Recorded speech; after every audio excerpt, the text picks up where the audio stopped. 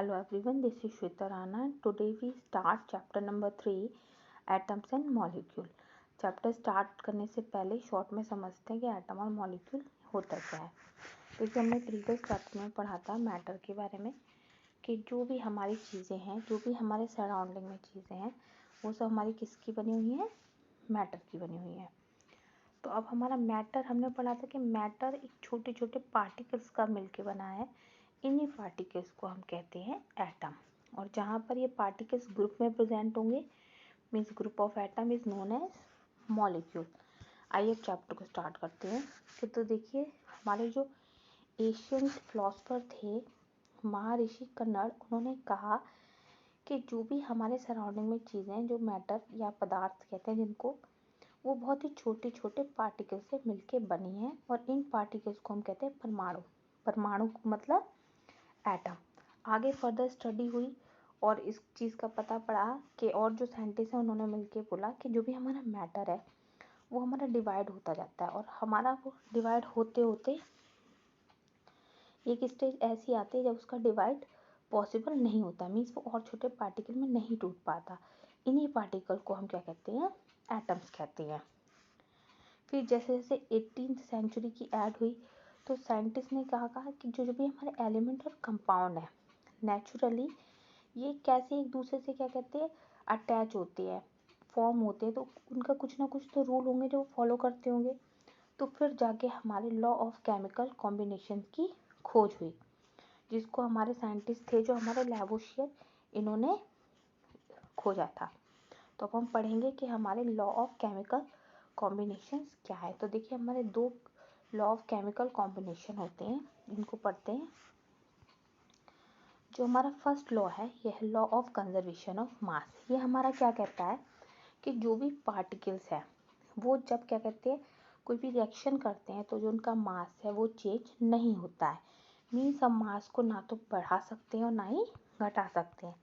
अगर डेफिनेशन के टर्म में देखेंगे तो इसकी डेफिनेशन है the law of conservation of mass state that mass can neither be created nor be destroyed. Means उस मास को हम ना तो पैदा कर सकते और ना ही ख़त्म कर सकते। तो वो जो मास है वो हमारा क्या है, फिक्स है। अब हमारा सेकंड लॉ आता है, ये है law of constant proportion. Means नाम से क्लियर हो कि हमारा जो भी क्या कहते हैं मास है वो हमारा कांस्टेंट है। इसको देखते हैं। अब ये हमारा लॉ क्या कहता है कि according to this law in a chemical substance the element are present in a definite proportion by masses। कि जो भी हमारा एलिमेंट है कोई, उसमें जो भी हमारे पार्टिकल्स या हम एटम कह सकते हैं अटैच है, वो क्या है एक फिक्स प्रोपोर्शन में फिक्स मास में अटैच है और ये हमेशा सेम रहता है। अगर हम एग्जांपल लें ऑक्सीजन का तो अब आप यहाँ पे देखिए कि देखिए वाटर का एग्जांपल ले रहे हैं कि the ratio of mass of hydrogen to the mass of oxygen is always 1:8। Means जब भी हम वाटर की बात करेंगे तो उनका जो मास है वो 1.8 ही होगा। ये हमारा फिक्स रहेगा। यही हमारे दोनों लॉ कहलाते हैं लॉ ऑफ केमिकल कॉम्बिनेशन। अब आगे इन दोनों जो लॉ हैं उनको प्रूव करने के लिए एक साइंटिस्ट है जॉन डाल्टन, और उन्होंने डाल्टन एटॉमिक थ्योरी हमें दी जो अब काफ़ी फेमस है, आपने इसका नाम भी सुना होगा। अब इस थ्योरी के अकॉर्डिंग उन्होंने क्या किया, जो भी हमारे दोनों जो हमारी थ्योरीज निकल के आई थी, जो हमारे लॉ थे लॉ ऑफ केमिकल कॉम्बिनेशन, इनको उन्होंने प्रूव किया केमिकली। अब जिससे इन्होंने क्या कहते जो भी हमारे लॉ थे law of conservation of mass जैसे कि, और लॉ ऑफ डेफिनेट प्रपोर्शन। अब हम पढ़ते हैं डाल्टन एटॉमिक थ्योरी क्या है। अब इनकी थ्योरी के कुछ पॉइंट हैं जिसमें इन्होंने मैटर और एटम के बारे में बताया है। ठीक है, देखिए according to the Dalton atomic theory all matter whether an element compound or a mixture is composed of small particle called atom. इन्होंने कहा कि जो भी हमारे एलिमेंट हो या कंपाउंड हो या मिक्सचर हो, क्या छोटे छोटे पार्टिकल्स का मिलके बना है और इन्हीं छोटे छोटे पार्टिकल्स को हमने क्या कहा है, एटम कहा है। तो इस थ्योरी के कुछ पॉइंट हैं। देखिए नंबर 1 पॉइंट है all matter is made up of very टिनी particle called atom, के जो मैटर है छोटे छोटे पार्टिकल्स के बने, इनको हमने कहा है atom. Atom are indivisible particles which can't be created not destroyed in a chemical reaction. और एटम हमारा क्या है, वो पार्टिकल है जिसको और ज़्यादा डिवाइड नहीं कर सकते, ना ही क्रिएट कर सकते और ना ही डिस्ट्रॉय कर सकते हैं। थर्ड पॉइंट आता है atom of a given element are identically in mass and chemical property, कि जो भी एटम है किसी एक एलिमेंट के, इनकी फिजिकल प्रॉपर्टी, इनकी केमिकल प्रॉपर्टी और मास सेम होता है। तो फिर नेक्स्ट पॉइंट आया कि एटम और जो डिफरेंट एलिमेंट्स के, तो उनका क्या होगा, मास भी डिफरेंट होगा और केमिकल प्रॉपर्टी भी डिफरेंट होगी।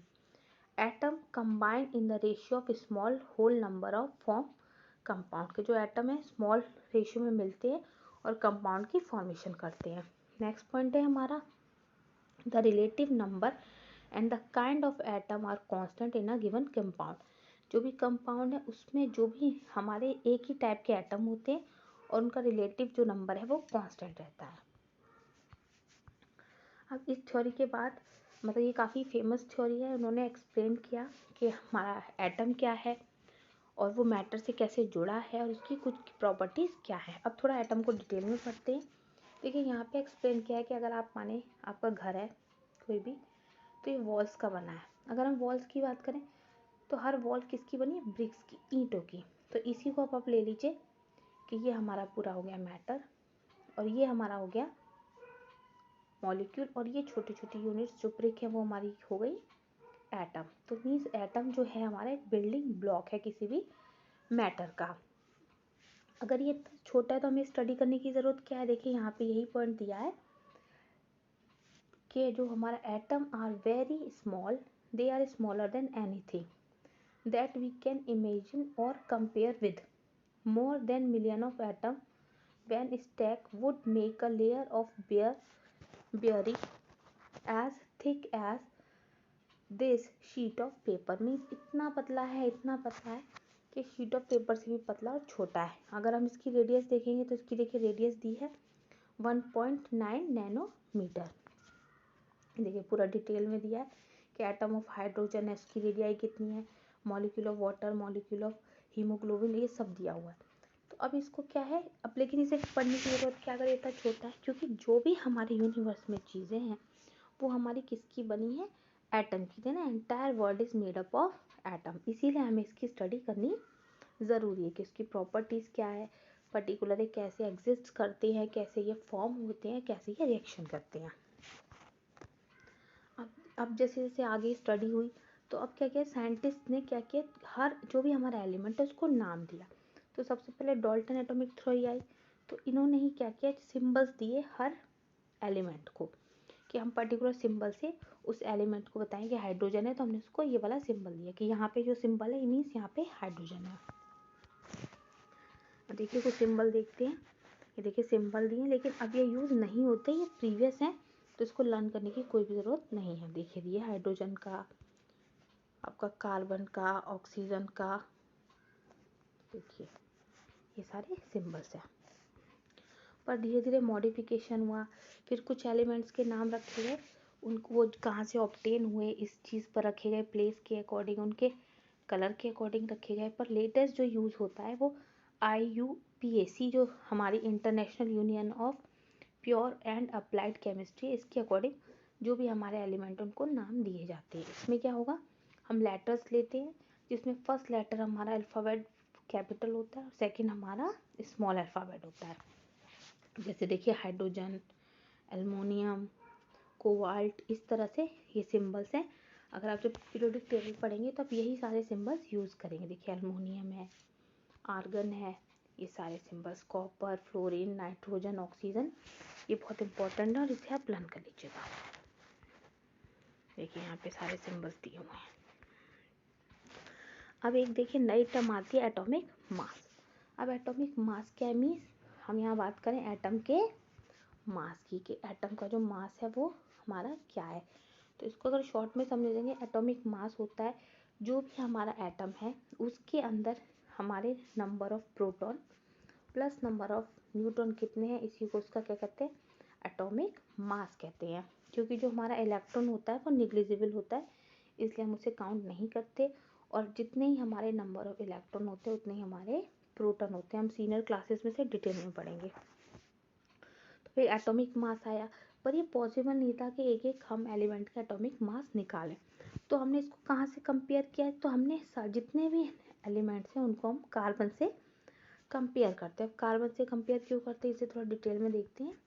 देखिए सपोज कीजिए यहाँ पे देखिए एग्जांपल में दिया हुआ है कि आप 1 kg, देखिए आप 1 kg एप्पल लेने गए, तो आपको क्या करेगा, वेजिटेबल मैन यहाँ पे वेट रखेगा और दूसरी तरफ हमारे एप्पल्स रख देगा। अगर आप एप्पल की जगह कुछ और लेंगे तो वो वहाँ पे वो वेजिटेबल या फ्रूट्स रख देगा। मीन्स जो हमारा 1 kg वेट है वो हमारी क्या है, स्टैंडर्ड यूनिट है। इसी से हम ये 1 kg है। अब यहाँ पे कोई भी चीज़ हो सकती है, वो चाहे शुगर हो, चाहे फ्रूट्स हो, या चाहे वेजिटेबल्स हो, हमारे लिए स्टैंडर्ड क्या है, 1 kg का वेट है। तो उसी तरह यहाँ पे हमने जो स्टैंडर्ड यूनिट है हमने ली है कार्बन 12 लिया है।